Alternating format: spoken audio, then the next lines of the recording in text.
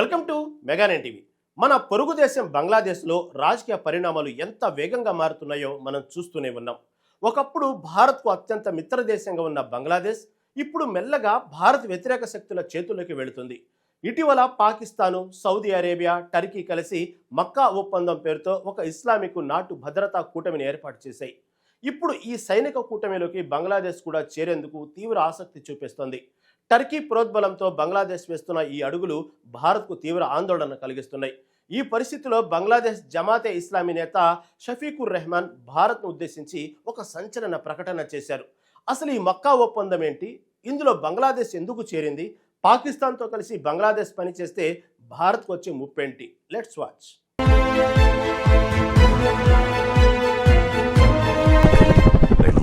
అగ్రరాజ్యం America, Iran మధ్య ఘర్షణ వాతావరణం కొనసాగుతుంది. మిడిల్ ఈస్ట్లో ఏ క్షణంలో ఏం జరుగుతుందో, ఏ దేశంపై దాడి జరుగుతుందో తెలియక ప్రపంచ దేశాలు ఆందోళనలో బిక్కు ఉన్నాయి. ఈ సమయంలోనే సౌదీ అరేబియా, టర్కీ, పాకిస్తాన్ దేశాలు కలిసి మక్కా జాయింట్ డిఫెన్స్ అగ్రిమెంట్పై సంతకాలు చేశాయి. ఈ ఒప్పందం ప్రధాన ఉద్దేశం ఏమిటంటే, ఈ కూటమిలోని ఏ ఒక్క సభ్య దేశంపై దాడి జరిగినా అది అన్ని దేశాలపై జరిగిన దాడిగా పరిగణిస్తారు. శత్రువుపై ఈ మూడు దేశాలు సమిష్టిగా దాడికి దిగుతాయి. సరిగ్గా అమెరికా ఆధ్వర్యంలోని నాటో దళాలు ఎలాగైతే పనిచేస్తాయో ఈ మక్కా ఒప్పందం కూడా ఒక ఇస్లామిక్ నాటో లాగా పనిచేస్తుంది. పశ్చిమాసియాలో ఉద్రిక్తతలు పెరుగుతున్న సమయంలో హర్ముజ్ జలసంధి, ఎర్ర సముద్రం లాంటి కీలక ప్రాంతాల్లో తమ దేశాల వాణిజ్యం, భద్రత కోసం ఈ ఇస్లామిక్ దేశాలు ఈ రక్షణ వ్యవస్థను ఏర్పాటు చేసుకున్నాయి. అయితే ఇప్పుడు ఈ ఇస్లామిక్ నాటో కూటమిలోకి బంగ్లాదేశ్ను లాగేందుకు టర్కీ తీవ్రంగా ప్రయత్నిస్తుంది. టర్కీకి భారత్పై ఉన్న వ్యతిరేకతతోనే ఈ పావులు కదుపుతుంది అని విశ్లేషకులు భావిస్తున్నారు. బంగ్లాదేశ్ విదేశాంగ శాఖ సహాయ మంత్రి హుమాయూన్ కబీర్ కూడా ఈ కూటమిలో చేరడానికి ఢాకా ఆసక్తిగా ఉన్నట్లు పరోక్ష సంకేతాలు ఇస్తున్నారు.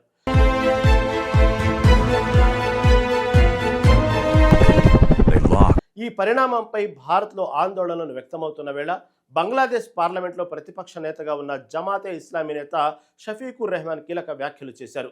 మక్కా ఫ్యాక్ట్లో చేరడం పూర్తిగా బంగ్లాదేశ్ సార్వభౌమ అంతర్గత వ్యవహారం.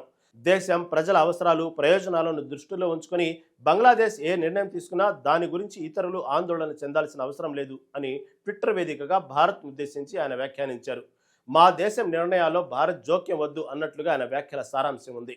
బంగ్లాదేశ్ ఈ మక్కా డిఫెన్స్ ఫ్యాక్ట్లో చేరే ఆలోచనలో ఉండటంతో భారత్కు కంటి మీద కునుకు లేకుండా చేస్తుంది. ఎందుకంటే ఈ ఒప్పందంలో పాకిస్తాన్ వ్యవస్థాపక సభ్య దేశాల్లో ఒకటి. భారత్కు దశాబ్దాలుగా శత్రుదేశంగా ఉన్న పాకిస్తాన్ ఇప్పుడు బంగ్లాదేశ్తో భద్రతా ఒప్పందం చేసుకుంటే అది మన ఈశాన్య రాష్ట్రాల భద్రతకు ఒక అతిపెద్ద ముప్పుగా మారుతుంది. భారత్, బంగ్లాదేశ్ మధ్య దశాబ్దాలుగా భద్రత, వాణిజ్యం, ఆర్థిక రంగాల్లో సుదీర్ఘమైన సంబంధాలు కొనసాగుతున్నాయి. ఇప్పుడు బంగ్లాదేశ్ కనుక పాకిస్తాన్ భాగస్వామిగా ఉన్న ఈ సైనిక కూటమిలో చేరితే దాని ప్రభావం దక్షిణాసియా వ్యూహాత్మక సమీకరణాలపై దారుణంగా పడుతుంది. బంగ్లాదేశ్లో 90% పైగా ముస్లింలే ఉన్నప్పటికీ అధికారికంగా అది ఒక లౌకిక దేశం. కానీ ఇప్పుడు ముస్లిం దేశాలతో సంబంధాలను బలోపేతం చేసుకోవాలా, లేక తనను ఎప్పుడు అండగా ఉండే భారత్తో ఉన్న సంబంధాలను కొనసాగించాలా అనేది ఢాకా నిర్ణయించుకోవాల్సిన ఉంది. ఇక్కడ మనం ఖచ్చితంగా గుర్తించుకోవాల్సిన ఒక ముఖ్యమైన చారిత్రక నేపథ్యం ఉంది. 1971లో పాకిస్తాన్ సైన్యం బంగ్లాదేశ్ ప్రజలపై దారుణమైన మారణ హోమానికి పాల్పడింది. లక్షలాది మందిని ఊచకోత కోసింది. ఆ సమయంలో పాకిస్తాన్ నుంచి బంగ్లాదేశ్ విడిపోయి స్వతంత్ర దేశంగా ఏర్పడటంలో మన భారతదేశం అత్యంత కీలక పాత్ర పోషించింది. పాక్ సైన్యాన్ని తరిమికొట్టి బంగ్లాదేశ్కు విముక్తి కలిగించింది. అంతటి రక్త చరిత్ర ఉన్న పాకిస్తాన్తో ఇప్పుడు బంగ్లాదేశ్ కలిసి పనిచేస్తుందా అన్నది అత్యంత ఆశ్చర్యకరమైన విషయం. ఒకవేళ బంగ్లాదేశ్ ఈ మక్కా కూటమిలో చేరితే పాకిస్తాన్కు ఒక బలమైన మిత్ర దేశం లభించినట్లు అవుతుంది. ప్రస్తుతానికి బంగ్లాదేశ్ అధికారికంగా ఈ ఒప్పందంలో చేరినట్లు ఎలాంటి ప్రకటన చేయలేదు.